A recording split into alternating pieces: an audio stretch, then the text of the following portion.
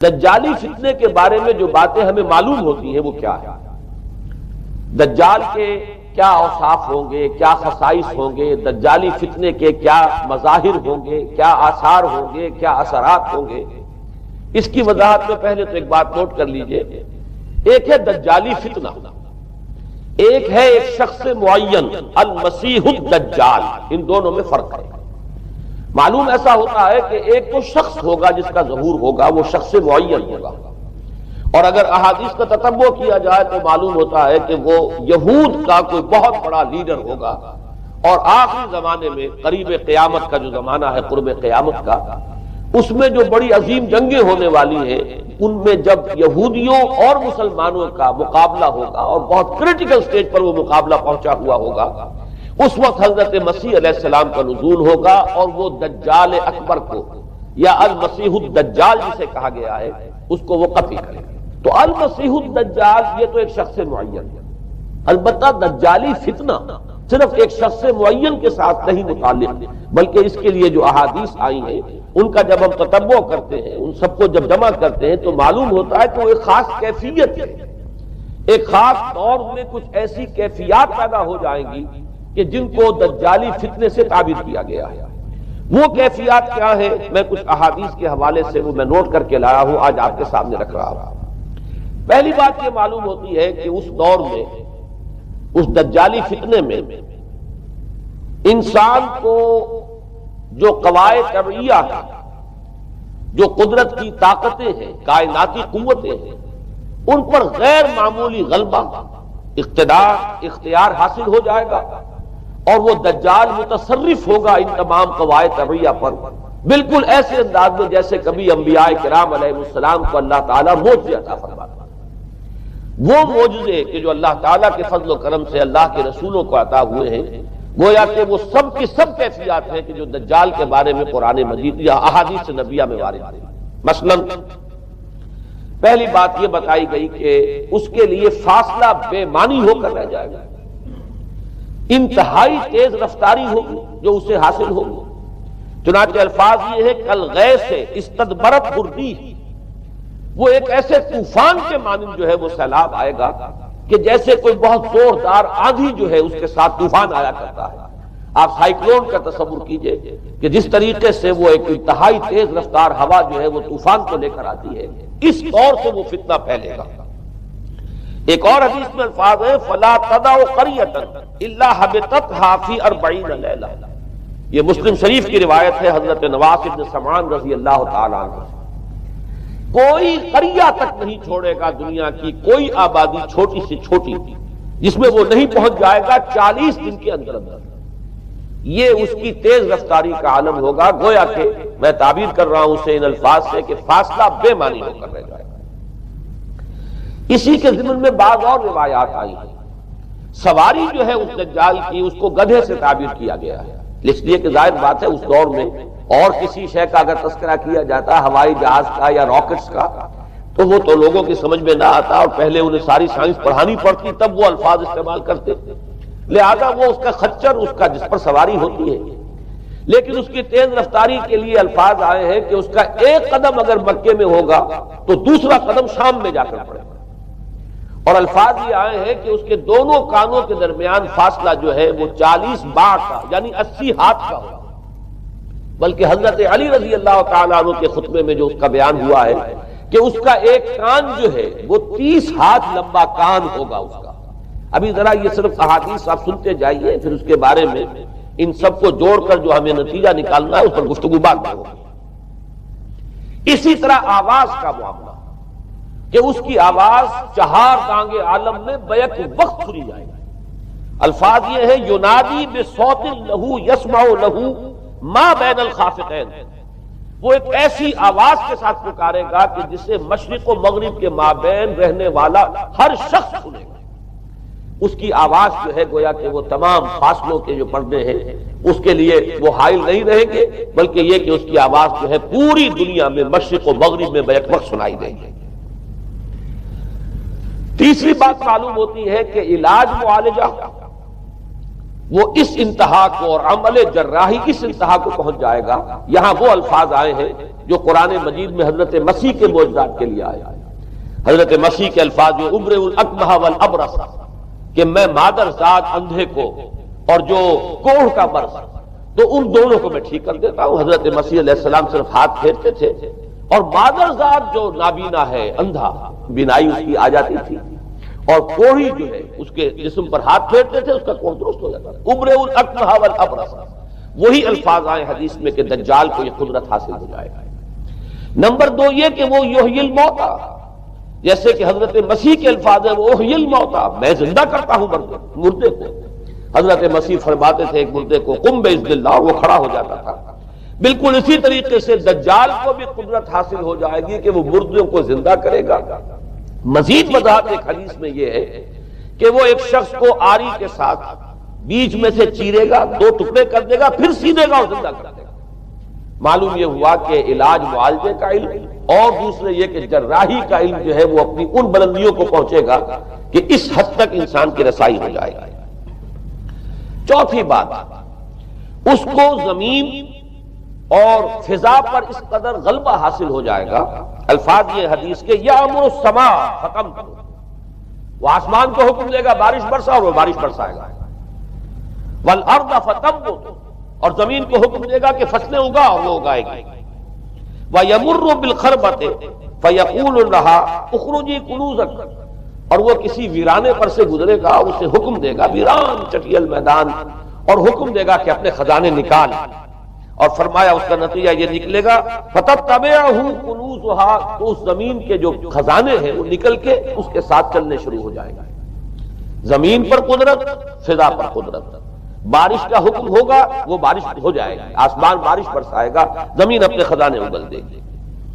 پانچویں بات، وَيُبْعَثُ مَعَهُ الشَّيَاطِينُ عَلَى صُورَةِ مَن مَاتَ، اس کے ساتھ کچھ ایسے شیاطین مبعوث ہوں گے کہ جو ان صورتوں کو اختیار کریں گے ان لوگوں کی جو مر چکے، من الآباء والأمہات والمعارف، جو آباء و اجداد اور مائیں اور دادیاں اور جو بھی جان پہچان والے لوگ ہیں جو فوت ہو چکے ہوں گے، وہ ان کی صورت اختیار کریں گے۔ فَتَأْتِيَ أَحَدَهُمْ فَيَقُولُ أَلَسْتُ فُلَانًا أَلَسْتَ تَعْرِفُنِي، پھر وہ آئے گا اور وہ شیاطین آئیں گے اور انسان سے کسی سے بات کریں گے، کیا تم مجھے نہیں پہچانتے؟ کیا میں تمہارا فلاں رشتہ دار نہیں ہوں؟ اپنی نشانیاں بیان کریں گے اور لوگ پہچانیں گے۔ یہ وہ احادیث ہیں کہ جن کا جو نتیجہ نکلتا ہے اب اس کو پہچان لیجئے۔ وہ نتیجہ یہ ہے کہ حضور صلی اللہ علیہ وسلم نے دجالی فتنے کے جو اوصاف بیان کیے یا جو علامات بیان کی، ان کا حاصل یہ ہے کہ سائنس اور ٹیکنالوجی کی وہ بلندیاں انسان کو حاصل ہو جائیں گی کہ جو چیزیں کبھی رسولوں کے معجزوں سے ظہور پذیر ہوتی تھی، وہ قوانین طبیعہ پر تصرف کے باعث خود انسان کرنے لگے گا۔ یہ ہے در حقیقت حاصل۔ چنانچہ آج آپ دیکھیے وہ جو اس کا گدھا ہے وہ ہمارے آج کل کے ہوائی جہاز ہے، اور آپ کو معلوم ہے کہ یہ رڈار جو ہے ان کے ہوائی جہازوں کے، یہ بالکل اینڈز پر ہوتے ہیں ان کے بازوؤں پر، اور یہی ان کے کان ہیں، انہی سے انہیں وہ معلومات حاصل ہوتی ہیں۔ خود ان کی لمبائی چوڑائی جو ہے وہ کتنی ہے، اور پھر یہ کہ ان کے درمیان فصل جو ہے وہ 80 ہاتھ کا یا 40 باہ کا وہ موجود ہے، اور جہاز کی ایک اڑان اب تو کہیں بات پہنچ گئی کہ آپ کو معلوم ہے کہ پوری دنیا کے گرد بھی ایک جہاز جو ہے وہ چکر لگا لیتا ہے چند گھنٹوں کے اندر۔ لیکن یہ ہے کہ عام جو رفتار ہے اس میں بھی ایک پڑاؤ سے دوسرے پڑاؤ تک، ایک جگہ سے جس کو ہاپ کرنا کہتے ہیں، یہ بھی کم سے کم 500-700 میل کا عام طور پر سفر جو ہے وہ جہاز طے کر رہا ہے۔ اسی طریقے سے ہماری جو سائنس کی، خاص طور پر جو طبی سائنس ہے، اب اس میں جس طریقے سے کہ زندہ رکھا جاتا ہے انسانوں کو، اور وہ ویجیٹیبل چاہے کہا گیا ہے ان کو ہیومن ویجیٹیبل، لیکن یہ کہ دل کی دھڑکن بھی چلائے جا رہے ہیں، خوراک بھی پہنچا رہے ہیں، آدمی جو ہے وہ زندہ سال ہر سال تک زندہ پڑا رہتا ہے۔ اور یہ کہ سرجری بعض جانوروں پر تو یہ بات ہو چکی ہے کہ کاٹے گئے ہیں اور پھر ان کو سی دیا گیا ہے، جوڑ دیا گیا ہے۔ یہ تمام جو بھی معجزے ہیں اس وقت سائنس دکھا رہی ہے۔ اسی طرح اگر یہ معجزہ دیکھنا ہو کہ زمین لقدر زمین جہاں کہیں کوئی آثار نہیں تھے کسی ایک پتے تک کے اگنے کے، اگر وہاں لہلہاتے ہوئے آپ کو چمن دیکھنے ہو تو ویسے سب سے پہلے تو یہ معاملہ ہوا تھا اسرائیل نے جو کر کے دکھایا تھا، لیکن اب تو آپ ابو ظبی چلے جائیے، سعودی عرب میں چلے جائیے۔ سعودی عرب کے اندر حال یہ ہے کہ آپ اگر ہوائی جہاز سے سفر کریں ریاض سے جدہ تک تو آپ کو جگہ جگہ بڑے سرکولر پیچز نظر آئیں گے جہاز سے نہایت گرین، اور اس کے اندر جو ہے آرٹیفیشل اریگیشن کے ذریعے سے اور بہت عمدہ وہاں کاشت ہو رہی ہے اور بہت خوبصورت فارم ہے وہ تمام کے تمام سرکولر پیچز، اس لیے کہ جو اریگیشن ہوتی ہے وہ ان ویلز کے ذریعے سے ہوتی ہے کہ جو ایک سرکل میں چلتے ہیں اور پانی کی وہ آرٹیفیشل بارش جو ہے وہ ہوتی رہتی ہے۔ باقی یہ کہ فضا سے آرٹیفیشل رین، یہ تو بہت ہی سادہ سی بات ہے کہ فضا کے اندر ایٹماسفیرک کنڈیشن کو ذرا تبدیل کیا جائے تو بارش آ جاتی ہے۔ اور باقی رہ گیا آواز کا یہاں سے باہر جانا، وہ تو آواز ہی نہیں ہے، تو آپ صورتیں دیکھ رہے ہیں۔ آپ کو نیو یارک میں بیٹھا ہوا خطاب کرے، آپ پوری دنیا کے اندر جہاں چاہیں وہ آل ورلڈ اینٹینا آپ کے پاس صرف ہونا چاہیے، باقی یہ کہ آپ دنیا کے کسی بھی گوشے میں بیٹھے ہوئے کسی شخص کا خطاب جو وہ سن سکتے ہیں۔ تو معلوم یہ ہوا کہ در حقیقت یہ جو دجالی فتنہ ہے، یہ اس کے اوصاف جو بیان کیے گئے، ابھی میں اس کو لفظ فتنہ سے تعبیر نہیں کر رہا، اسے جس چیز نے فتنہ بنایا وہ ابھی میں آپ سے عرض کروں گا، لیکن یہ جتنے اوصاف حدیث میں آئے، جتنی صفات بیان ہوئی ہیں، جو کوائف وہاں سامنے آ رہے ہیں، ان سب کا حاصل تو ایک لفظ میں یہ ہے کہ سائنٹیفک ڈیولپمنٹ اور ٹیکنالوجیکل ڈیولپمنٹ وہ اس درجے کی ہو جائے گی کہ قواعد طبیعیہ پر، فورسز آف دی نیچر پر انسان کو تصرف اور تسلط حاصل ہو جائے گا اور وہ انہیں استعمال کرے گا، اور اس طریقے سے اس کے اندر وہ ساری کی ساری کیفیات جیسے کہ آج ہم دیکھ رہے ہیں اپنی نگاہوں کے سامنے وہ پیدا ہو جائے گا۔ اب سوال یہ ہے کہ اس شے کو فتنہ کس چیز نے بنایا، یہ بات سمجھ لیجیے۔ جہاں تک سائنسی ترقی کا تعلق ہے، تکنیکی ترقی کا تعلق ہے، یہ چیزیں فی الاصل فتنہ نہیں ہے، یہ تو وہ علم آدم الاسماء کلہا کا ظہور ہے۔ اللہ تعالیٰ نے ازل میں حضرت آدم علیہ السلام کو جو صلاحیت عطا فرما دی تھی، یہ ایکسفولیشن ہے اس کا ظہور ہے۔ جیسے کہ آم کی گٹھلی میں آم کا درخت ہے، لیکن ظاہر بات ہے کہ اس کو درخت بننے میں وقت لگتا ہے، پہلے وہ 2 پتے نکلتے ہیں، پھر وہ بڑھتا ہے معاملہ، کئی سال میں جا کر وہ درخت جو ہے وہ جوان ہوگا اور وہ پھل دے گا۔ اسی طریقے سے یوں سمجھئے کہ بالقوہ وہ علم حضرت آدم علیہ السلام کو دے دیا گیا، یعنی وہ صلاحیتیں وضعیت کر دی گئی، وہ فیکلٹیز، سمع اور بصر اور فؤاد، دیکھو سنو نتیجہ نکالو اور آگے بڑھو۔ آپ نے چیز دیکھی، ایک سنی، نتیجہ نکالا، اس کو نوٹ کیا، آگے بڑھے، پھر کوئی چیز دیکھی، پھر کوئی سنی، اپنے سابق جو نتیجہ آپ نے نکال کر محفوظ کیا تھا اپنی میموری میں، اس کے ساتھ اس کو ٹیلی کیا، کوئی اور نتیجہ نکل آیا اور آگے بڑھے۔ تو یہ تو سٹیپ بائی سٹیپ، قدم با قدم انسانی علم آگے بڑھ رہا ہے۔ یہ ہرگز فتنہ نہ ہوتا، میرے الفاظ پر توجہ کیجئے، اگر اس کے ساتھ متوازن طور پر ایمان اور روحانیت کا ارتقا بھی ہوتا رہتا، اگر اس کے ساتھ اللہ کی معرفت، اللہ کی محبت، آخرت کا ایمان، منزل انسان کی جو ہے وہ آخرت ہے، دنیا نہیں ہے، اگر یہ چیزیں ساتھ کے ساتھ ہوتی تو یہ ہرگز فتنہ نہیں ہوتا۔ فتنہ در حقیقت اسے جس نے بنایا ہے وہ یہ ہے کہ کچھ ایسے اسباب ہوئے ہیں، اور وہ اسباب آج مجھے بیان کرنے کہ در حقیقت موجودہ عیسائیت اس کا سب سے بڑا سبب ہے۔ اس کے نتیجے میں ایک بہت بڑا گیپ ہے، اپالنگ گیپ ہے، بڑا مہیب خلا ہے، بڑی وسیع خلیج ہے جو حائل ہو چکی ہے کہ ایمان اور روحانیت ختم ہوتے چلے گئے اور یہ ٹیکنیکل اور سائنٹیفک ڈیولپمنٹ بڑھتی چلی گئی۔ ان دونوں کے درمیان جو مہیب خلا پیدا ہوا ہے اس نے اسے فتنہ بنا دیا ہے، اور عظیم ترین فتنہ بنا دیا ہے۔ ورنہ اگر اس کے ساتھ ہی اللہ پر ایمان، آخرت پر ایمان اور انسان کے اندر ایمانی کیفیات، اس کی روحانی کیفیات اگر یہ بھی برقرار رہتی، بلکہ اس کے ساتھ متوازن طور پر ان کو ترقی کرنا چاہیے، تو یہ ہرگز فتنہ نہیں ہے۔ تو پہلی بات یہ سمجھ لیجئے کہ اگرچہ دجالی فتنے کے جو صفات، اس کے اوصاف، اس کی علامات، اس کے مظاہر جو بھی حدیث کے ذریعے سے ہمیں معلوم ہے، جس کا میں نے ابھی آپ کے سامنے تذکرہ کیا، وہ سب در حقیقت تعبیر ہے اس دور کا جو محاورہ ہے، اس دور کی جو زبان ہے، اس دور میں جن الفاظ سے گفتگو کی جا سکتی تھی، اس دور کے ایڈیم میں آج کی جو سائنٹیفک اور ٹیکنالوجیکل ترقی ہے گویا کہ اس کی تعبیر کی گئی ہے کہ وہ دجالی فتنہ ہوگا۔ لیکن اس شے کو فتنہ بنانے والی شے در حقیقت یہ ہے کہ ایک بہت بڑی خلیج حائل ہو چکی ہے ایمان اور روحانیت، اور دوسری طرف سائنٹیفک اور ٹیکنالوجیکل ڈیولپمنٹ میں ان دونوں کے درمیان اتنا بودھ اور فصل پیدا ہو گیا ہے کہ جس کی وجہ سے اس نے فتنے کی شکل اختیار کی۔ اس کا سبب کیا ہے، آج ہمیں اس پر غور کرنا ہے۔ دیکھیے حضرت مسیح علیہ السلام کا دین، اور جیسا کہ میں نے عرض کیا اس سورہ کہف کے پہلے رکوع میں تذکرہ انہی کا ہو رہا ہے، وَيُنذِرَ الَّذِينَ قَالُوا اتَّخَذَ اللَّهُ وَلَدًا مَا لَهُم بِهِ مِنْ عِلْمٍ وَلَا لِآبَائِهِمْ كَبُرَتْ كَلِمَةً تَخْرُجُ مِنْ أَفْوَاهِهِمْ يَقُولُونَ إِلَّا كَذِبًا فَلَعَلَّكَ بَاخِعٌ نَفْسَكَ عَلَىٰ آثَارِهِمْ إِن لَّمْ يُؤْمِنُوا بِهَٰذَا، اور رسول آنے والا نہیں تھا۔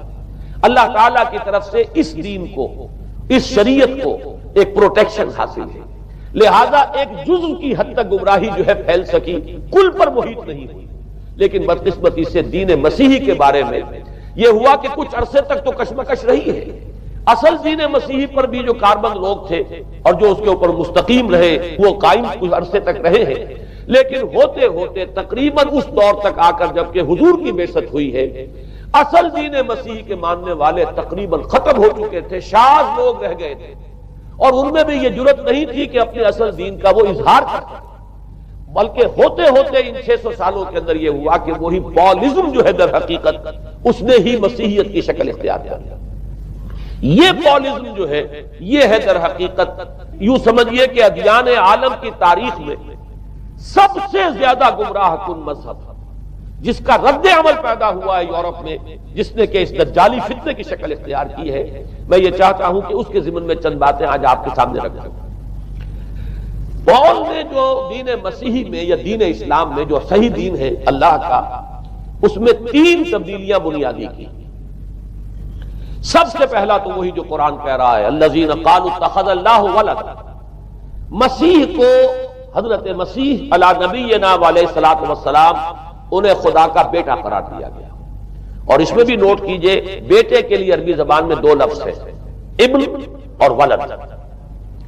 ابن کا لفظ ذو معنیین ہے، 2 معنی ہیں اس کے، ابن بیٹے کو بھی کہتے ہیں، اور ابن کا کوئی معنوی تعلق بھی ہو سکتا ہے، صرف بیٹا نہیں۔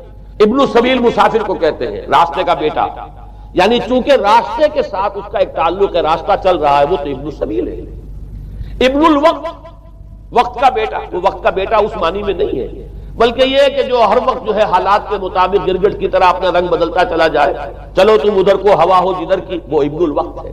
تو ابن الوقت اسی طریقے سے جو میں نے دوسری مثال دی ہے، ان کو اگر آپ سامنے رکھیں گے تو معلوم یہ ہوا کہ ابن کے تو دونوں معنی ہو سکتے ہیں، لیکن ولد یہ بالکل مخصوص ہے اولاد کے معنی میں۔ ولد یہ تو گویا کہ صلبی اولاد، اور عیسائیت وہ ہے مذہب کہ جس نے کہ بدترین شرک کی صورت اختیار کی ہے، اور ان کے ہاں عقیدے میں یہ الفاظ ہے کہ مسیح اللہ کا، خدا کا صلبی بیٹا، تاکہ کوئی شک نہ رہ جائے کہ کوئی اور نسبت ہے جسے ابن سے تعبیر کیا گیا، کوئی اور تعلق ہے جس کے لیے یہ لفظ اختیار کیا گیا، صلبی کا لفظ استعمال کیا گیا ہے کہ یہ خدا کا صلبی بیٹا ہے۔ اور یوں سمجھیے اب اس کا جو نتیجہ نکلا کہ بیٹا اگر کسی کا ہے تو ظاہر بات ہے کہ وہ ہم جنس ہے، ہم نوع ہے اپنے باپ کا۔ انسان کا بیٹا انسان ہوگا، سید زادہ جو ہے سید کا بیٹا سید ہوگا، مغل کا بیٹا مغل ہوگا، گھوڑے کا بیٹا گھوڑا ہوگا، گدھے کا بیٹا گدھا ہوگا۔ معلوم یہ ہوا کہ بعین ہی جو کچھ باپ ہوتا ہے وہی بیٹا ہوتا ہے۔ لہذا اس لفظ نے در حقیقت شرک کی بدترین صورت اختیار کی کہ بالکل اللہ کے برابر، اللہ کا ہم نوع، گویا کہ بدترین شرک جو ہے شرک فی الذات ہے۔ اور شرک فی الذات کی بدترین صورت یہ ہے کہ جو عیسائیت میں آئی ہے کہ حضرت مسیح علیہ السلام کو اللہ کا صلبی بیٹا قرار دیا گیا۔ اب اس کے نتیجے میں چونکہ ظاہر بات ہے کہ آخر بائبل بھی موجود تھی، اس بائبل کو ایک دم کیسے ختم کر دیتا سینٹ پال؟ سینٹ پال کہیں یا بہرحال میں تو لفظ سینٹ اس کے ساتھ استعمال نہیں کرنا چاہتا، لیکن چونکہ ہمیں یہ ہدایت ہے قرآن مجید کی بھی کہ جو باطل معبود بنا لیے جاتے ہیں انہیں بھی ہم کوئی ان کے لیے توہین والے الفاظ استعمال نہ کریں، لہذا میں یہ لفظ استعمال کر رہا ہوں، ورنہ جی تو چاہتا ہے کہ کوئی اور لفظ اس کے لیے استعمال کیا جائے۔ لیکن جو بھی اس وقت دنیا میں اس کا معروف نام ہے پال، سینٹ پال، تو اس نے چونکہ ظاہر بات ہے کہ پوری بائبل کو کیسے ختم کر دیتا، ایک دم تورات کو کیسے ختم کر دیتا؟ تورات تو آج تک چلی آ رہی ہے بائبل کے ساتھ ملی ہوئی، the old testament, the new testament, یہ دونوں مل کر بائبل بنتی ہے۔ لہذا اب گورکھ دھندا بنانا پڑا انہیں، وہ تسلیس والا گورکھ دھندا، 3 میں 1 1 میں 3، توحید بھی ہے تسلیس بھی ہے، 3 میں 1 1 میں 3۔ اور یہ وہ شے ہے کہ جس نے عقیدے کا تعلق عقل سے منقطع کر دیا۔ اس لیے سمجھ میں آنے والی بات ہے، 3 میں 1، 1 میں 3، ایک گورکھ دھندا ہے۔ نتیجہ انہوں نے یہ نکالا کہ ڈوگما در حقیقت اس کا عقل سے کوئی تعلق نہیں، ڈوگما بس عقیدہ ہے، اور اس عقیدے ہی کے اوپر سارے دین کی بنیاد ہے، باقی وہ عقل میں آئے نہ آئے، عقل کے لیے قابل قبول ہو یا نہ ہو۔ یہ بات اچھی طرح سمجھ لیجئے کہ اگرچہ ہمارے ہاں ہم بھی یہ بات کہتے ہیں کہ بہت سے حقائق جو ہے کائنات کے وہ ایسے ہیں کہ جن تک عقل کی رسائی نہیں، اس کے لیے ہم مجبور ہیں، محتاج ہیں وحی کی ہدایت کے۔ لیکن 2 چیزوں میں فرق کیجئے، ایک ہے عقل سے ماوراء ہونا اور ایک ہے عقل کے خلاف ہونا، ان دونوں چیزوں میں زمین و آسمان کا فرق ہے۔ ایک وہ حقائق ہے کہ جو عقل از خود ان تک رسائی حاصل نہیں کر سکتی، لیکن جب وہ سامنے آتے ہیں تو عقل تسلیم کرتی ہے کہ ہاں یہ بات سمجھ میں آتی ہے۔ ایک وہ چیزیں ہیں کہ جن کو عقل تسلیم نہیں کرتی، تو ایک ہے مخالف عقل، ایک ہے ورائے عقل، ان دونوں میں زمین و آسمان کا فرق ہے۔ ہمارے دین میں تو عقل کو اپیل کیا گیا ہے، لعلکم تعقلون، لعلہم یعقلون اولو الالباب الذین یعقلون۔ اب ظاہر بات ہے کہ عقل کو ہاتھوں برہانکم ان کنتم صادقین، لاؤ دلیل اپنی، تو دلیل سے عقل سے اپیل کی گئی۔ اور اس میں وہ رشتہ جو میں نے کئی مرتبہ بیان کیا علامہ اقبال کے اشعار کے حوالے سے کہ عقل گو آستاں سے دور نہیں، اس کی قسمت میں پر حضور نہیں، اور گزر جا عقل سے آگے کہ یہ نور چراغ راہ ہے، منزل نہیں۔ منزل تک تو عقل نہیں پہنچائے گی لیکن راستہ تو دکھاتی ہے، اور جب کہ وحی کی روشنی سامنے آتی ہے تو عقل اس کی تصدیق کرتی ہے۔ یہ ہے ہمارا موقف اور یہ ہے عقلی معقول موقف۔ لیکن عیسائیت نے، بلکہ کہنا چاہیے پالزم نے، مجھے یہاں پر لفظ عیسائیت اب استعمال کرنا نہیں چاہیے اس لیے کہ حضرت عیسیٰ سے اب اس کی نسبت نہیں رہی، حضرت عیسیٰ سے اس کی نسبت جو ہے یہ مس نومر ہے، یہ غلط نام ہے۔ دی 100 کا مصنف جو ہے ڈاکٹر مائیکل ہارٹ، اس نے یہ بہت بڑی بات کہی، اس نے کہا در حقیقت موجودہ جو عیسائیت ہے اسے پالزم کہنا چاہیے، یہ پالزم ہے، کرسچینٹی نہیں ہے۔ اس لیے کہ در حقیقت حضرت مسیح علیہ السلام کی تعلیم جب تک وہ دنیا میں تھے وہ یہ نہیں تھی کہ جو پال نے دی۔ البتہ اس نے پال کو بہت بڑا شخص مانا، اس میں کوئی شک نہیں، اس لیے کہ اس نے تاریخ کے دھارے کا جو ہے وہ رخ موڑ دیا ہے، اللہ تعالیٰ کے صحیح دین کو گویا کہ قلع قمع کر کے ایک نیا دین اس طریقے سے پھیلایا ہے کہ آج بھی شاید دنیا میں کثیر ترین تعداد عیسائیت ہی کے نام لیواؤں کی ہے، واللہ عالم، یا شاید گوتم بدھ کے ماننے والوں کی ہے۔ بہرحال یہ کہ بہت بڑی تعداد میں آج حضرت مسیح علیہ السلام کی طرف جو منسوب ہے غلط طور پر دین، اس کے نام لیوا دنیا میں۔ اس اعتبار سے وہ یقیناً اس کا تو حق رکھتا ہے کہ اس کا نام بھی اس کتاب میں آئے کہ جس نے تاریخ کے اوپر اثرات اپنے پیدا کیے۔ اور حضرت مسیح علیہ السلام جب تک دنیا میں تھے، عیسائیت کی حقیقت بنی اسرائیل یا یہودیت کے ایک فرقے سے زیادہ نہیں تھی، ڈیٹیچ نہیں ہوا تھا یہ دین حضرت موسیٰ علیہ السلام کے دین سے، لیکن یہ کہ پال نے اسے بالکل ایک مستقل بذات ایک جداگانہ دین کی شکل دے دی ہے، تو یہ پالزم نے در حقیقت سب سے پہلا کام یہ کیا کہ عقل سے بالکل تعلق منقطع کر دیا۔ عقیدہ ڈوگما جو ہے وہ خلاف عقل، جو بات عقل میں آئے نہ آئے بس ماننی۔ تو پہلی تو یوں سمجھیے کہ نقب جو لگی ہے دین کے اندر وہ اس تسلیس کے حوالے سے، اور تسلیس کا گورکھ دھندا خلاف عقل، لہذا ڈوگما کی جو کا لفظ استعمال ہوا ہے کہ بس اس کو تو ہم مانیں گے چاہے وہ عقل کے لیے قابل قبول ہو یا نہ ہو۔ دوسرا، اس سے بھی زیادہ آپ دیکھیے ایک سے ایک بڑھ کر اینٹ رکھی جا رہی ہے، خشت اول چونے حد میں مار کر تاثریہ میر ود دیوار پر۔ دوسرا کفارے کا عقیدہ جو مبنی ہے صلیب کے عقیدے پر۔ مسیح نے انتہائی ذلت کی موت، یعنی صلیب کی موت جو ہے وہ خود کہتے ہیں کہ انتہائی ذلت کی موت ہے۔ یہ ذلت کی موت کا پیالہ اس لیے پیا تاکہ اس کے ماننے والوں کی طرف سے کفارہ ادا ہو جائے۔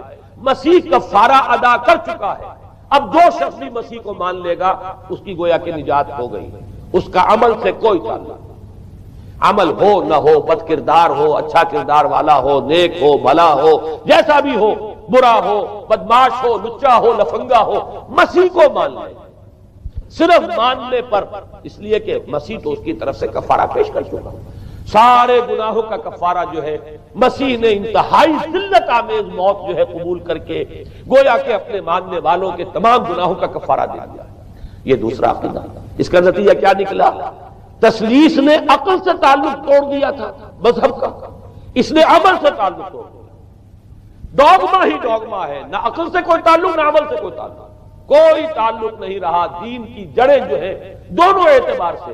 دین کو نام ان دو چیزوں کا الا الذین آمنوا وعملوا الصالحات، دونوں کی گویا کہ جڑیں منہدم ہو گئیں، بنیادیں منہدم ہو گئیں، جڑیں کاٹ دی گئیں کہ نہ اس کا تعلق عقل کے ساتھ ہے نہ عمل کے ساتھ ہے. تیسری بات آئی ہے، اس نے کہا شریعت منسوخ. یہ عجیب ہے، دیکھیے جسے آئرنی آف فیٹ کہتے ہیں انگریزی زبان میں. ابھی تک بائبل کے اندر سینٹ میتھیو کے جو روایت ہے، متی کی انجیل جسے کہا جاتا ہے gospel of the Lord according to saint Matthew, اس میں جو سرمن آف دی ماؤنٹ ہے، ایک واعظ ہونے کے اعتبار سے واقعتاً میں اس کی عظمت کا بڑا قائل ہوں، عظیم ترین واعظ ہے دنیا کا. اس کے شروع میں یہ الفاظ موجود ہیں، don't think I have come to destroy law. ہرگز یہ نہ سمجھنا کہ میں شریعت کو ختم کر دے آیا. وہ یہ کہہ کر گئے تھے کہ شریعت موسوی تم پر لاگو رہے گی، عائد رہے گی، لیکن پال نے تیسرا نقب لگایا، شریعت ساقط کر دیا. اس کی ضرورت کیوں محسوس ہوئی یہ بھی سمجھ لیجئے.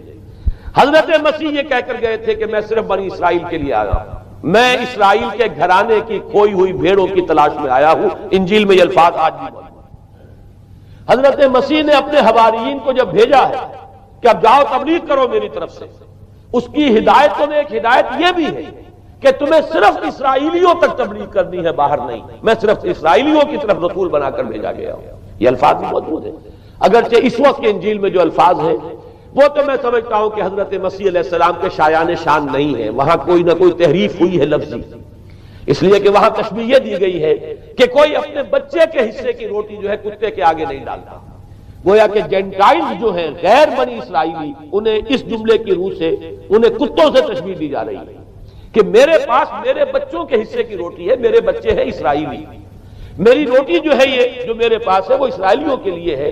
کوئی اپنے بچوں کے حصے کی روٹی کتے کو نہیں کھلاتا. یہ جملہ تو میں سمجھتا ہوں حضرت مسیح کا نہیں ہو سکتا، لیکن یہ ہدایت کہ تمہیں تبلیغ صرف اسرائیلیوں میں کرنی ہے، یہ قرآن مجید کی روح سے ثابت ہے.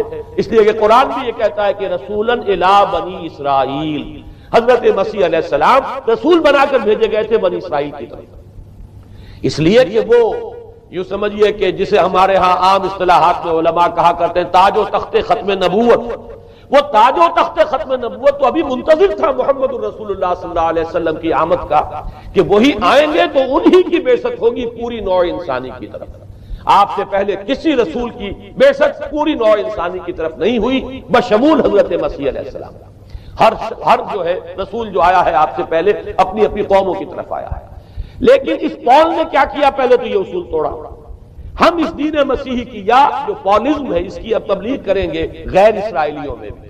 وہاں انہیں دقت پیش آئی. شریعت موسوی بڑی بھاری شریعت ہے، اب وہ بھاری شریعت جو ہے اس کو قبول کرنا تو لوگوں کے لیے آسان نہیں ہے. انہوں نے یہ کیا کہ یہ شریعت تم پر ثابت، شریعت کا بوجھ تم پر نہیں، برڈن آف لا یہ تمہارے لیے نہیں. اور میں یہاں مثال دے دینا چاہتا ہوں، بین ہی تاریخ نے اپنے آپ کو دہرایا ہے. عبداللہ ابن سبا نے جو فتنہ شروع کیا تھا ہمارے ہاں، ہماری تاریخ میں جو اس کے اثرات سے پیدا ہوئے ان میں سے ایک جو ہے وہ شکل وہ اسماعیلیت والی ہے کہ اسماعیلیت نے بھی بعین ہی یہی شکل اختیار کی ہے.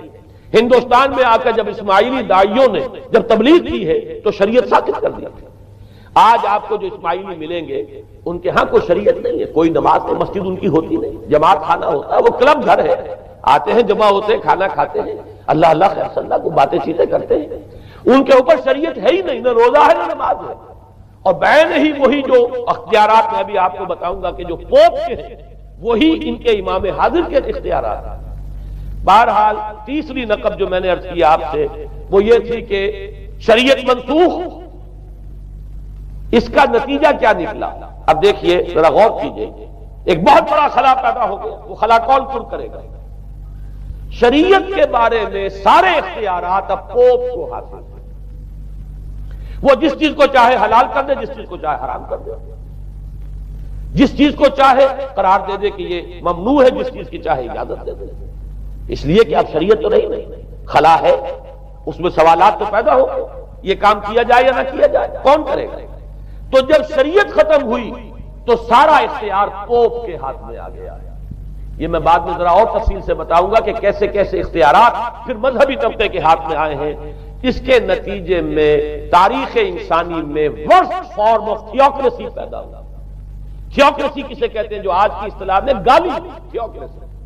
قائد اعظم کے جملے آپ نے کئی پڑھے ہوں گے. اسلام میں کوئی تھیوکریسی نہیں, مذہبی طبقے کی حکومت نہیں اسلام میں, اور 100% درست ہے. تھیوکریسی کہتے ہیں ایک مذہبی حلقے کی, مذہبی طبقے کی حکومت, اس کے ہاتھ میں اختیارات آتا ہے.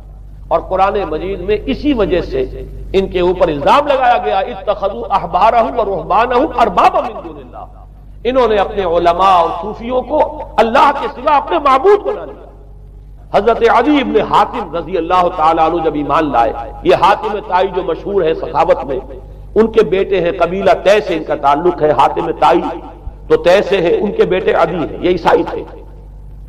یہ جب ایمان لائے اور پھر انہوں نے قرآن پڑھا تو انہیں ایک اشکال ہوا کہ قرآن مجید میں تو ہم پر الزام لگایا گیا ہے کہ اتخذوا احبارهم ورهبانهم اربابا من دون اللہ. تو عرض کیا انہوں نے, ڈرتے ڈرتے عرض کیا ہوگا حضور کی خدمت میں کہ حضور یہ بات تو کوئی درست نہیں معلوم ہوتی, ہم نے تو کبھی اپنے علماء اور رہبان کو خدا نہیں سمجھا. وہ اس مغالطے میں تھے کہ جب تک سجدہ نہ کیا جائے شاید خدا نہیں مانا گیا. حضور نے پوچھا کیا ایسا نہیں ہے کہ جس چیز کو وہ حلال کہتے ہیں تم حلال مان لیتے ہو, جس چیز کو حرام کہتے ہیں حرام مان لیتے ہو؟ جی ہاں یہ تو ہے, یہی تو فرمایا اربابا من دون اللہ ہے. تحلیل و تحریم کا اختیار صرف اللہ کے ہے, یا اللہ کے نمائندے کی حیثیت سے اس کے رسول کے پاس ہے جس کو وحی آتی ہے.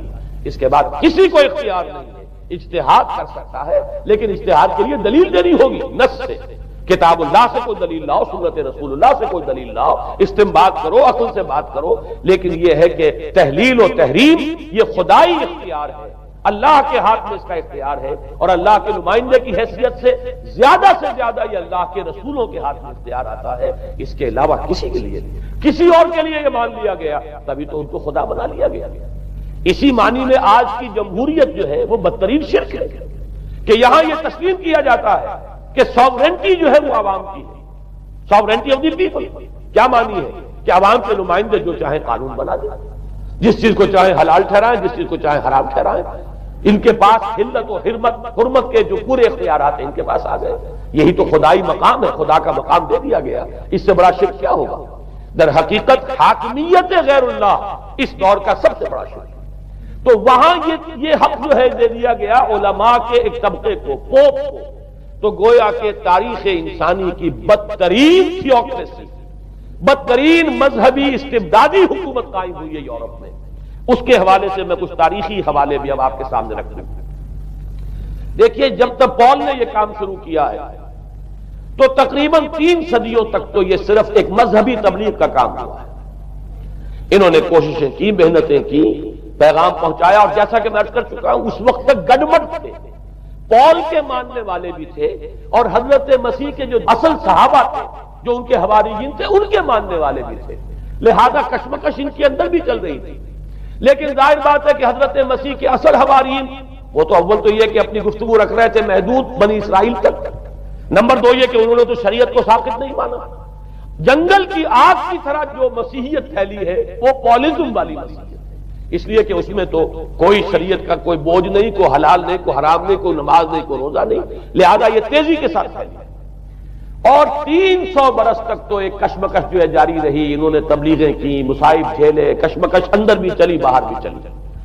لیکن اس کے بعد قیصر روم کانسٹنٹائن, قسطنطین جسے کہتے ہیں, جس کا یہ قسطنطنیہ ہے, کانسٹنٹائن, اس نے یہ محسوس کیا بالکل اکبر کی طرح, جیسے اکبر نے محسوس کیا تھا کہ میری مملکت کے اندر یہ مذہبی تصادم جو ہے یہ سب سے بڑی یوں سمجھیے کہ انسٹیبلٹی کا سبب ہے.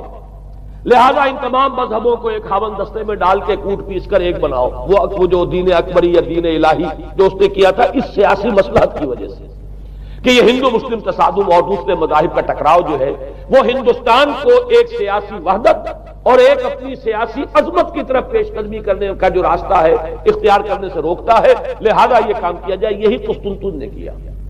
اس نے جب دیکھا بڑی کشمکش چل رہی ہے اس نے خود عیسائیت اختیار کیا. عیسائیت کون سی اختیار کی؟ پالیزم والی. ظاہر بات ہے اس کے لیے بھی اصل عیسائیت اختیار کرنا جو ہے مشکل تھا, پالیزم والی. اور اس کے بعد یہ اب اسٹیٹ کی جو مشینری تھی, جو طاقت تھا, جو دباؤ تھا, اس کے حوالے سے اب یہ مسیحیت جو ہے پورے رومن امپائر کے اندر اب یہ بڑی تیزی کے ساتھ جس کو کہنا چاہیے اس کا ایک نظام قائم ہوا، اور جو مذہبی طبقہ تھا اس کا اقتدار مستحکم ہوا۔ اس کے باوجود 200 برس اور گزرے۔ یونان چونکہ بہت بڑا مرکز تھا علم کا، فلسفے کا، سائنس کا، حکمت کا، آپ کو معلوم ہے یہ تمام ارسطو ہو، افلاطون ہو، یہ سب یونان کے ہیں، ارشمیدس ہو، یہ تمام کے تمام جو بھی ہے، تو سائنس اور فلسفہ دونوں اس کا گہوارہ یونان تھا۔ یونانی حکماء اعتراض کرتے تھے، لہذا سن 529 اس کو نوٹ کر لیجیے۔ جسٹینین ایک قیصر تھا، اب قسطنطین کے 200 برس بعد، اس نے اپنی پوری مملکت میں فلسفہ اور سائنس کی تعلیم حرام قرار دی۔ کوئی نہ فلسفہ پڑھ سکے گا نہ سائنس، جو فلسفہ پڑھے گا اس کو مرتد قرار دے دیا جائے گا اور زندہ آگ میں جلا دیا جائے گا۔ انکوزیشن کورٹس قائم ہوئی، وہ صرف مذہبی عدالتیں اس لیے قائم ہوئی تھی کہ جس کے بارے میں معلوم ہو جائے کہ یہ فلسفہ پڑھتا ہے یا یہ سائنس پڑھتا ہے، اس لیے کہ فلسفہ اور سائنس دونوں جڑ کاٹتے ہیں اس ڈوگما کی۔ وہ ڈوگما جو پولزم والا ڈوگما ہے، اس کی جڑ کھودنے والی ہے دونوں چیزیں، اور چونکہ وہ دونوں عقل کو اپیل کرتی ہیں، یہ ڈوگما عقل کے متضاد ہے، لہذا مذہب کا تحفظ اسی طرح ہو سکتا ہے کہ اب ان دونوں کو بالکل ممنوع قرار دے دیا جائے۔ یوں سمجھیے کہ تقریباً 1000 برس تک یورپ میں، چونکہ سب سے بڑی امپائر یہ تھی، یورپ میں فلسفہ اور حکمت اور یہ سائنس کی تعلیم ممنوع رہی۔ یہ ہے در حقیقت سب سے پہلا کام جو جسٹینین نے کیا 529 میں۔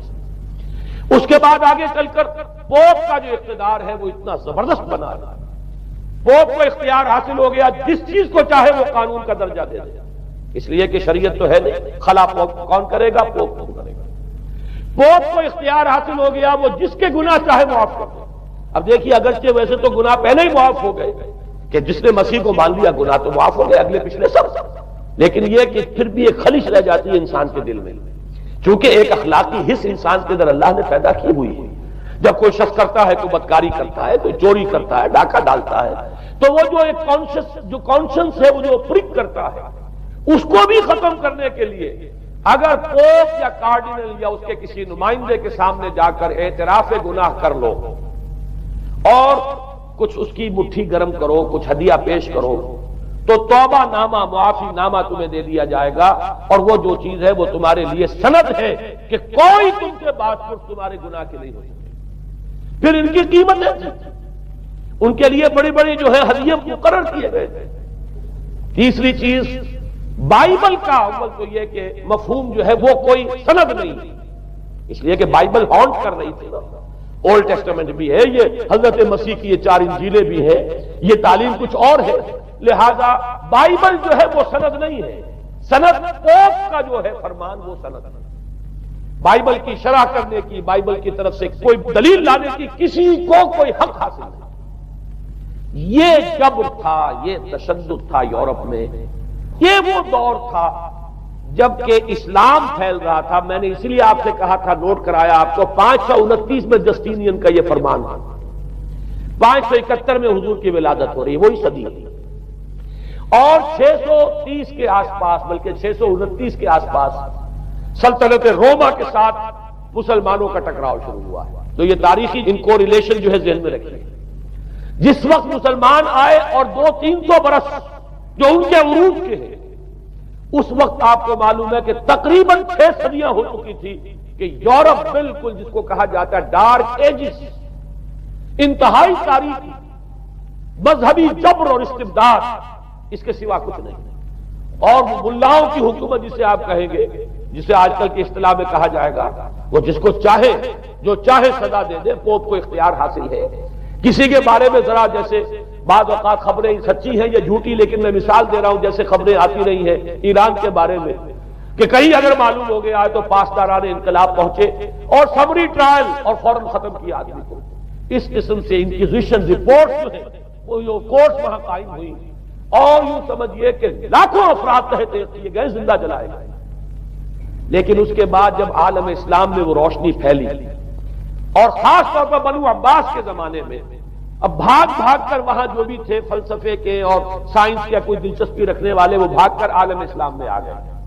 یہاں اب وہ کتابیں جو ہیں ان کے ترجمے ہوئے، خاص طور پر مامون اور ہارون الرشید کے زمانے کے اندر یہ علم جو ہے ہندوستان سے بھی لیا، یونان سے بھی لیا مسلمانوں نے، اور اس کے بعد یہ غرناطہ اور قرطبہ کی یونیورسٹیوں کے ذریعے سے اس علم نے پینیٹریٹ کیا ہے دوبارہ یورپ میں۔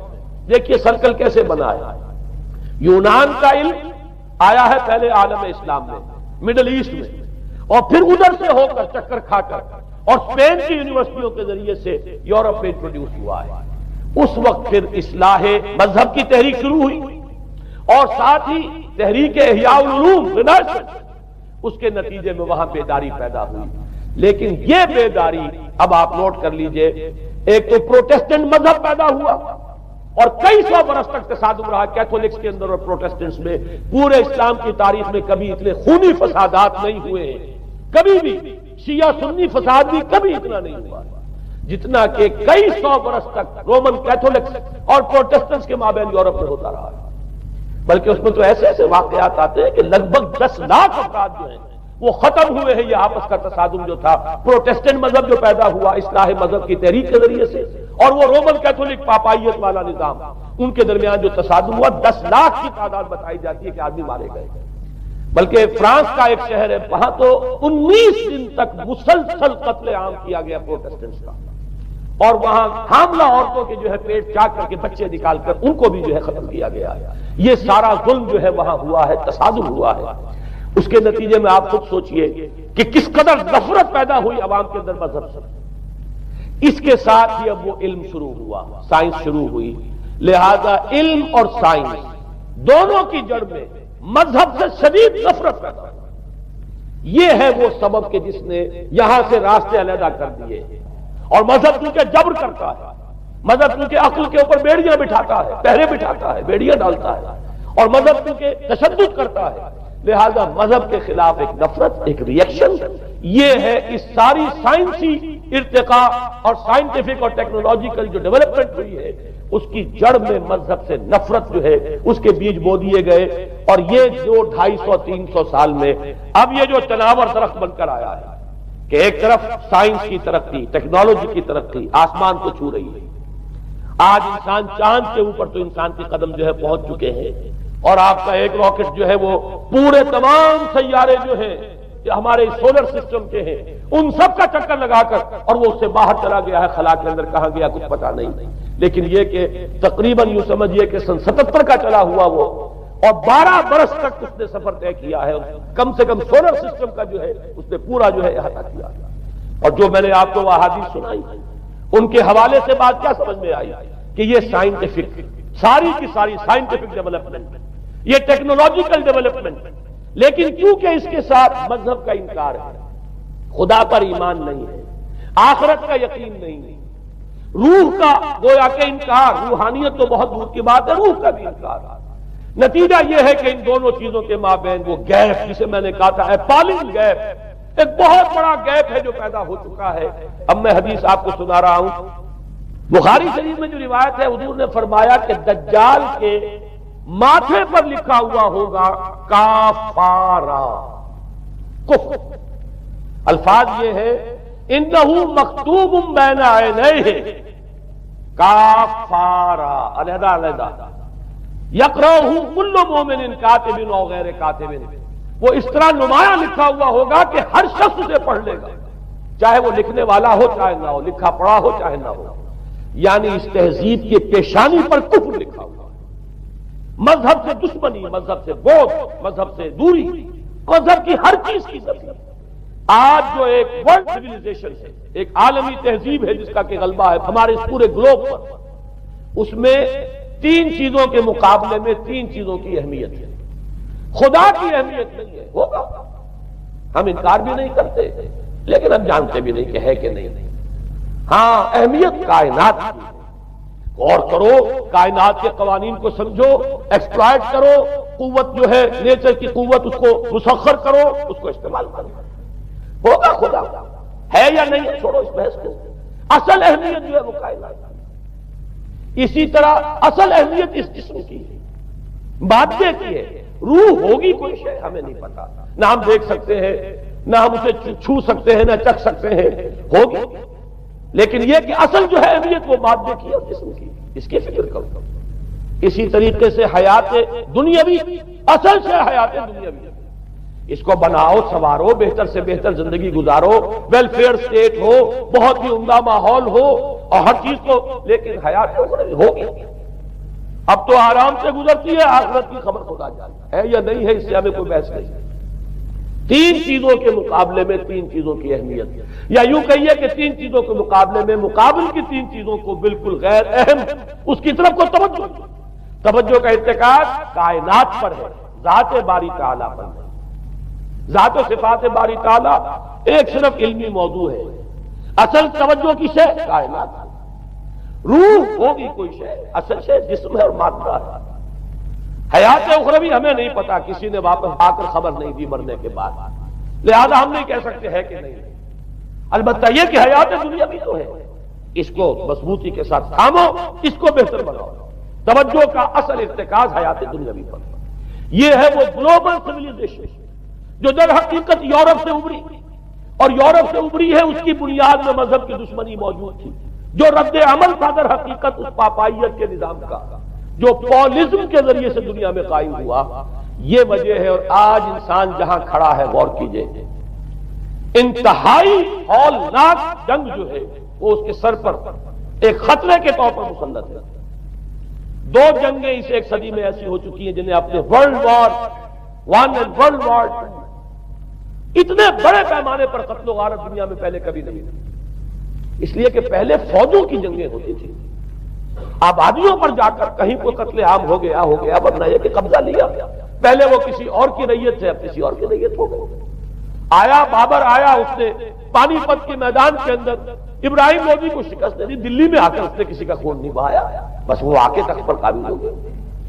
کہیں کہیں ہوئے ہیں فتنے یا پھر عذاب الہی آتے رہے ہیں کہ رسولوں کے انکار کی سزا کے طور پر قوم نسیہ منسیہ کی گئی ہے، لیکن جنگیں جو دنیا میں ہوتی تھی وہ جنگوں کا معاملہ جو ہے وہ اس وقت کا ہوتا تھا، وہ فوجوں کے درمیان ٹکراؤ ہوتا تھا، میدان جنگ میں کشتوں کے پشتے لگتے تھے، لیکن اس کے بعد نہیں ہو گیا، کہیں کسی نے بہت غصہ نکال دیا۔ لیکن اس صدی میں اب جو جنگیں ہوئی ہیں اس سے تو ملک کے ملک تحس ہوئے، آبادیاں ختم ہوئی، اور جو تیسری جنگ ہوگی یہ جان لیجئے، آخر انسان کب تک اسے ٹالے گا؟ رشیا کے بارے میں یہ سمجھنا کہ وہ پیچھے ہٹ گیا ہے، پشپائی اختیار کر لی، اس نے بہت بڑی حماقت ہے۔ وہ در حقیقت اب ڈپلومیسی کی راہ سے سپریمیسی چاہتا ہے، لہذا تصادم تو ہو کر رہا ہے۔ مولانا مناظر حسن گیلانی رحمۃ اللہ علیہ کے خیالات جو ہیں وہ مجھے اس سورہ کہف کے ابتدائی آیات کے ضمن میں مجھے ان سے اتفاق ہے، اور بہت سی چیزیں ان سے ماخوذ ہیں۔ اسی طریقے سے جو حدیث اب میں آپ کو بتا رہا ہوں، میرے سامنے اس کا متن نہیں ہے، مولانا حامد میاں رحمۃ اللہ علیہ انہوں نے مجھے یہ بتایا تھا کہ جو میں نے جمع کیے ہیں حالات و واقعات، قیامت سے پہلے جو حالات و واقعات پیش آنے والے ہیں جن کی پیشین گوئی احادیث میں ہیں، ان سے معلوم ہوتا ہے کہ ایک بہت بڑی خوفناک جنگ، اتنی بڑی خوفناک جنگ، اور ان کے الفاظ یہ ہے کہ اس میں دونوں فریق جو ہوں گے ان میں بڑی تعداد عیسائیوں کی ہوگی، ادھر بھی ادھر بھی، ایک طرف البتہ عیسائیوں کے ساتھ مسلمان بھی ہوں گے، یہودی بھی ہوں گے، اور دوسری طرف خالص عیسائی طاقت ہوگی، اور ان کے درمیان اتنی خوفناک جنگ ہوگی۔ الفاظ ان کے یہ ہے اس حدیث کے جو انہوں نے مجھے بتائے کہ ایک پرندہ سینکڑوں میل تک پرواز کرے گا اور اسے سوائے لاشوں کے اور کچھ نظر نہیں۔ آپ تصور کیجئے اگر ایٹامک وار ہو جاتی ہے تو یہی ہوگا، تہس نہس ہو جائے گا، معاملہ ختم ہو کر رہ جائے گا۔ اور یہ چیز جو ہے یہ بہرحال یہ جتنا کچھ پائل اپ کیا گیا ہے، یہ ڈسٹرکٹیو فورس سائنس کی یوں سمجھیے کہ معراج اب یہی ہے۔ اب تو سٹار وارز کی باتیں ہو رہی ہیں کہ صرف زمین پر نہیں، باہر بھی یہ جنگیں ہمیں لڑنی پڑیں گی، لیکن یہ کہ اس کا کیا حال ہوگا۔ امریکہ میں ایک پکچر تیار کی گئی تھی، دی ڈے آفٹر غالباً اس کا نام ہے، اس میں ایک نقشہ دکھایا گیا ہے اس قدر ہولناک کہ یہ 100 اونچی منزلہ عمارتیں جو ہے یہ ایسے جیسے کہ کچے گھروندے ہوتے ہیں، ایسے وہ پگھل کر رہ جائیں گے، اور یوں سمجھیے کہ انسان جو ان کے اندر ہوں گے، ایک ایک منزل کے اندر، ایک ایک ایسی 100 منزلہ عمارت کے اندر ہزاروں آدمی ہوتے ہیں، جیسے کہ کوئی ایسی کالونی ہو کوئی ان کی چیوٹیوں کی، اور اس پوری کالونی کو آپ اپنے پاؤں سے بسر دیں، ایسے انسانوں کا اگر وہ جنگ ہو جاتی جس کا نقشہ کھینچا گیا ہے۔ یہ ہے در حقیقت وہ بات کہ جو مولانا مناظر حسن گیلانی فرما رہے ہیں ان آیات مبارکہ میں، وَيُنذِرَ الَّذِينَ قَالُوا اتَّخَذَ اللَّهُ وَلَدًا، تاکہ خبردار کر دے یہ قرآن ان لوگوں کو جنہوں نے کہا ہے کہ اللہ نے بیٹا بنایا ہے، بدترین شرک کا جنہوں نے ارتکاب کیا، اور اسی ولدیت مسیح کے عقیدے سے وہ ساری کرپشن جو ہے دین خداوندی کی، دین مسیح کی اصل جو دین تھا اس کی جو ہوئی ہے، اس کے نتیجے میں آج نوع انسانی وہاں کھڑی ہے۔ اسی لیے آیت نمبر 2 میں فرمایا وَيُنذِرَ بَأْسًا شَدِيدًا مِّن لَّدُنْهُ، تاکہ خبردار کر دے ایک بہت بڑی جنگ سے۔ ہمارے اکثر مفسرین نے یہاں پہ ایک بہت بڑا عذاب کہہ کر جو ہے وہ گزر گئے، لیکن واحد یہ لفظ ہے قرآن مجید کا، یہ مقام ہے جہاں لفظ باس آیا ہے، اور مولانا مناظر حسن گیلانی نے بحث کی باس تو جنگ کو کہتے ہیں، قرآن مجید میں جہاں بھی یہ لفظ آیا جنگ کو کہتے ہیں۔ تو ایک بہت بڑی ہولناک جنگ جس کے لیے فرمایا ملتن ہو، یہ تمہارے اپنے پیمانوں پر نہیں آئے گی، یہ تمہارے حساب کتاب میں نہیں آ سکتا جو ڈسٹرکشن ہوگی۔ جیسے کہ آپ علم لدنی کہتے ہیں، ایک علم وہ ہے جو جانے بوجھے طریقے سے حاصل کیا جاتا ہے، ایک علم لدنی ہے جو خاص اللہ تعالیٰ اپنے کسی بندے کو عطا فرما دے۔ اس جنگ کی جو ہلاکت خیزی ہے وہ تمہارے حساب کتاب میں آنے والی نہیں ہے۔ لِيُنذِرَ بَأْسًا شَدِيدًا مِّن لَّدُنْهُ وَيُبَشِّرَ الْمُؤْمِنِينَ الَّذِينَ يَعْمَلُونَ الصَّالِحَاتِ أَنَّ لَهُمْ أَجْرًا حَسَنًا مَّاكِثِينَ فِيهِ أَبَدًا۔ البتہ اللہ تعالیٰ بچائے گا اپنے اہل ایمان بندوں کو جو نیک عمل پر بھی قائم ہے۔ اب میں وہ حدیثیں آپ کو سنا دوں۔ آج سے پہلے میں اس دعا کی اصل عظمت کو اتنا نہیں سمجھ پایا تھا جتنا آج سمجھا۔ یہ جو عظیم دعا ہے جس میں اتنی لجاجت، اتنی ہیوملٹی حضور نے اختیار کی ہے جس سے آگا کے سوال نہیں۔ اللہم انی عبدک وابن عبدک وابن امتک، اے اللہ میں خود تیرا بندہ ہوں، میرا باپ بھی تیرا ادنا غلام، میری ماں تیری ادنا کنیز، فی قبضتک، میرا پورا وجود تیرے قبضہ قدرت میں ہے، تیرے ہی اختیار میں ہے۔ فی قبضتک ماضٍ فی حکمک، میرے پورے وجود میں تیرا ہی حکم جاری و ساری ہے۔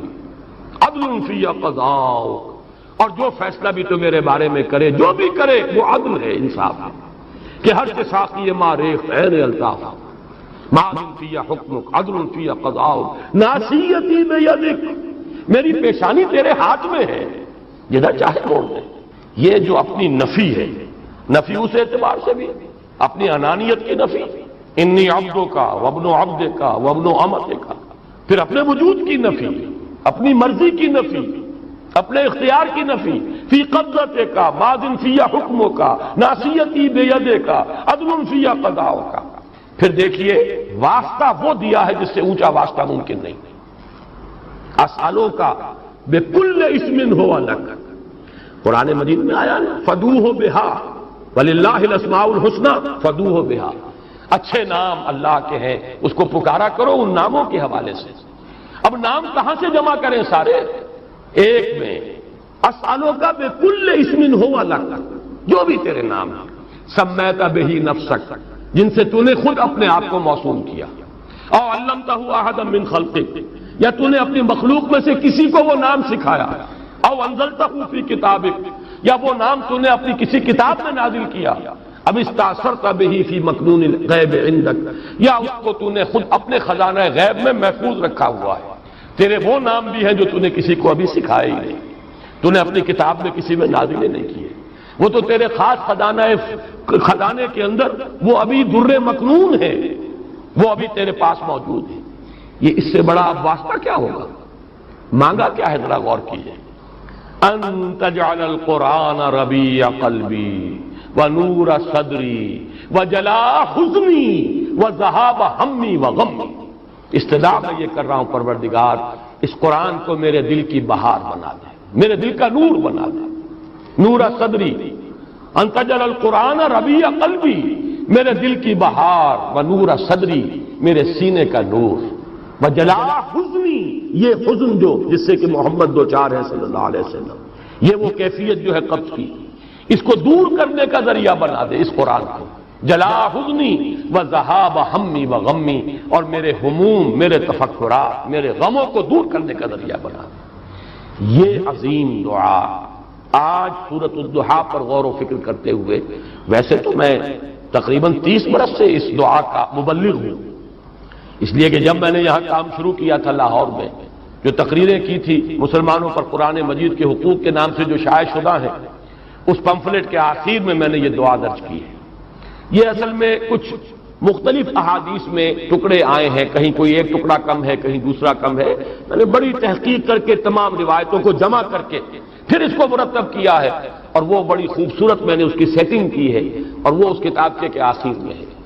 اللہم انی عبدک وابن عبدک وابن امتک فی قبضتک ناصیتی بیدک ماض فی حکمک عدل فی قضاؤک اسألک بکل اسم هو لک سمیت به نفسک او علمته احدا من خلقک او انزلته فی کتابک او استأثرت به فی مکنون الغیب عندک ان تجعل القرآن ربیع قلبی ونور صدری وجلاء حزنی وذہاب ہمی وغمی. یہ وہ کیفیت ہے، اور وہ قرآن جو اس کیفیت میں سب سے زیادہ پر تاثیر ہے وہ یہ قرآن ہے. ان دو صورتوں پر مشتمل قرآن. سورۃ الضحیٰ اہم ہے. هو الذی خلق الموت والحیات، جس نے پیدا کیا، تخلیق فرمایا ہے موت کو بھی اور حیات. اب یہاں پر جہاں تک حیات کا ہمارا تاثر ہے، تصور ہے، وہ تو یہ ہے کہ یہ ایک مثبت وجودی حقیقت ہے، لیکن موت کے بارے میں ایک مغالطہ ذہنوں میں بیٹھا ہوا ہے. بالعموم اس کا بارے میں ذہنوں میں یہ خیال ہے کہ موت معدوم ہو جانے کا نام. چنانچہ بعض جگہ پر تو آپ اکثر و بیشتر تراجم میں بھی دیکھیں گے کہ جیسے قرآن مجید میں سورہ بقرہ کے 3 رکوع میں جو آیت آئی کیف تکفرون باللہ وکنتم امواتا فاحیاکم ثم یمیتکم ثم یحییکم، وہاں بھی آپ دیکھیں گے کہ موت مقدم، حیات اس کے بعد. لیکن یہ کہ اس موت کے بارے میں اکثر لوگوں کا مغالطہ ہے کہ گویا کہ معدوم کے معنی میں ہم اسے لے رہے ہیں کہ تم معدوم تھے پھر تمہیں اللہ نے زندہ کیا. تو یہاں کیونکہ اس موضوع پر کئی مرتبہ گفتگو ہو چکی ہے، لیکن میں اس جگہ توجہ دلا رہا ہوں. خلق الموت والحیات، موت بھی در حقیقت مخلوق ہے. یہ ایک مثبت حقیقت ہے جس پر کہ تخلیق کا عمل گزرا ہے. یہ موضوع ہے عمل تخلیق کا، یہ ایک مثبت وجودی حقیقت ہے. موت در حقیقت معدوم ہونے کا نام نہیں ہے، اس لیے کہ عدم پر تخلیق کا اطلاق نہیں ہو سکتا. عدم کو پیدا کیا کیسے جائے گا؟ عدم تو در حقیقت جو ہے وہ تخلیق کے بالکل منافی ہو جائے گی، ضد ہو جائے گا. لہذا جیسے زندگی ایک مثبت حقیقت ہے جس پر کہ لفظ تخلیق کا اطلاق ہو رہا ہے، ایسے ہی موت بھی ایک مثبت وجودی حقیقت ہے جس پر کہ عمل تخلیق کا اطلاق. خلق الموت والحیات لیبلوکم ایکم احسن عملا. اب اس میں دیکھیے کہ جہاں تک اس موت کا تعلق ہے جو ہماری زندگی کے بعد آنے والی ہے، اس کے بارے میں تو ہمیں یقین کے ساتھ معلوم ہے کہ وہ معدوم ہونے کی بات نہیں، وہ تو ہمارے ایمان کے بنیادی آرٹیکل آف فیتھ جنہیں کہا جائے گا اس میں شامل ہے. اس لیے کہ موت معدوم ہونے کا نام نہیں ہے، بلکہ موت تو در حقیقت ایک کیفیت سے دوسری کیفیت کو منتقل ہونے کا نام. آخری جو بھی ہمارا اس حصہ ہے زندگی کا وہ حیات اخروی، وہ تو سب سے بڑی حقیقت ہے، سب سے بڑی زندگی ہی وہ ہے. لیکن یہ درمیانی وقفہ بھی معدوم ہونے کا نام نہیں، بلکہ جیسا کہ آپ کو معلوم ہے عالم برزخ میں بھی ایک نوع کی زندگی ہے، حیات برزخی ہے. اس حیات برزخی کے اندر بھی انسان پر کیفیات وارد ہوں گی، جیسے کہ مشہور ہمارے ہاں اصطلاح ہے عذاب قبر. تو صرف عذاب قبر کا معاملہ نہیں ہے بلکہ ثواب قبر کا معاملہ بھی ہے. اس لیے کہ صحیح احادیث میں یہ موجود ہے کہ قبر جو ہے یا جنت کے باغیچوں میں سے ایک باغیچہ اور یا دوزخ کے گڑھوں میں سے ایک گڑھا. تو معلوم ہوا کہ یہ برزخ کا دور جو ہے یہ بھی معدوم ہو جانے کا نام نہیں ہے. بہرحال اور اس کے بعد جو اصل زندگی شروع ہوگی وہ تو ابدی زندگی ہے، اور حقیقت میں تو وہی اس قابل ہے کہ اسے زندگی قرار دیا. وَإِنَّ الدَّارَ الْآخِرَةَ لَهِيَ الْحَيَوَانُ لَوْ كَانُوا يَعْلَمُونَ. یقیناً وہ پچھلا گھر اور پچھلی زندگی جو ہے اصل زندگی تو ہے ہی وہ، کاش کہ انہیں معلوم. البتہ یہ جہاں تک دو حیاتیں ہیں، حیات دنیاوی، حیات اخروی، اور ان کے درمیان میں یہ حیات برزخی، یہ تو تین چیزیں وہ ہیں کہ جو قرآن مجید سے ابتدائی تعارف رکھنے والا شخص بھی جانتا ہے اور ہر مسلمان کے وہ ایمان کے لازمی اجزاء میں شامل ہے. لیکن ایک حیات اس سے پہلے، ایک موت اس سے پہلے آ چکی. یہ در حقیقت فلسفے اور حکمت قرآنی کا ذرا غامض پہلو ہے. مختلف مقامات پر اس کی طرف اشارات ہیں، تفاصیل اس کی آپ کو قرآن میں نہیں ملے گی، اس لیے کہ جو حکمت کے غامض مسائل ہیں انہیں قرآن مجید نے تفصیل کے ساتھ اس پر بحث نہیں کی. اس لیے کہ قرآن مجید صرف حکماء کے لیے نہیں ہے، فلاسفہ کے لیے نہیں ہے، بہت اعلیٰ عقلی صلاحیتیں رکھنے والوں کے لیے نہیں ہے، یہ عامیوں کے لیے بھی ہے، عوام کے لیے بھی ہے. لہذا اس میں زیادہ تر بحث کی گئی ہے تفصیل کے ساتھ انہی چیزوں پر کہ جو سب کے ذہن کی گرفت میں آ جائے، سب کے علم کی سطح تک رسائی جو ہے ان چیزوں کی ہو جائے، اور باقی چیزیں جو ہیں کہ جو زیادہ غامض ہیں، دقیق ہیں، فلسفیانہ حقائق ہیں، ان کی طرف صرف اشارے، اس لیے کہ ان کو ظاہر بات ہے کہ ان سے دلچسپی رکھنے والے عقلاء اور حکماء ہوں گے، اور عاقلاں را اشارہ کافی ہے، عاقلوں کے لیے ظاہر بات ہے کہ اشارہ کافی ہے۔ وہ جب وہاں سے گزریں گے وہ ڈیرا لگا کر بیٹھ جائیں گے، جیسے کہ میں نے ابھی آیت آپ کو سنائی، کیف تکفرون باللہ وکنتم امواتا فاحیاکم ثم یمیتکم ثم یحییکم ثم الیہ ترجعون۔ معلوم ہوا 4 ادوار ہیں، ایک موت پہلے تھی، پھر اس کے بعد احیاء ہوا ہے، پھر اب یہ زندگی آئی ہے، پھر اماتہ ہوگا، پھر اس کے اوپر موت کا عمل وارد ہوگا، پھر احیاء ہوگا، اور پھر وہ زندگی ابدی ہو جائے۔ لیکن یہ مضمون جو ہے اپنی کلائمیکس میں جو سامنے آیا ہے وہ سورہ غافر یا سورہ مومن، یہ 2 نام ہیں سورہ مبارکہ کے، اس کی جو آیت ہے، اور میں نے سن 66 میں ایک مضمون لکھا تھا حقیقت زندگی کے عنوان سے، جو پہلے ہفتروز الاعتصام میں چھپا، پھر میثاق میں چھپا، پھر حکمت قرآن میں چھپا۔ میں بار بار، کیونکہ وہ میری بہت ہی محبوب تحریروں میں سے ہے، پہلی مرتبہ اس میں نے اس آیت مبارکہ کی طرف اشارہ کیا، اور مولانا عبدالغفار حسن صاحب کا مدینہ میں اس وقت تھے، مدینہ منورہ میں یونیورسٹی میں پڑھاتے تھے، وہاں سے مجھے خط آیا کہ یہ پہلی مرتبہ تم نے اشارہ کیا ہے، اور ایک بہت بڑی علمی حقیقت ہے کہ جو ہاتھ آئی